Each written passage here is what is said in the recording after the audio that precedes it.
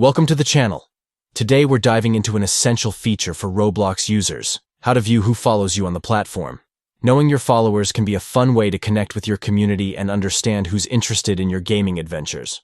So, let's get started with the steps. First, open the Roblox app on your Android device.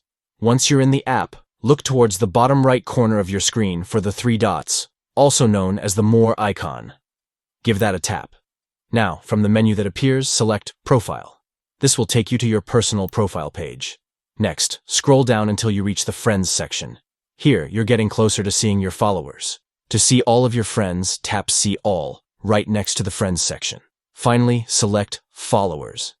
This will show you the complete list of users who follow you, giving you full access to your followers on Roblox. And there you have it. You now know how to view who follows you on Roblox. Be sure to check back for more tips and tricks to enhance your gaming experience.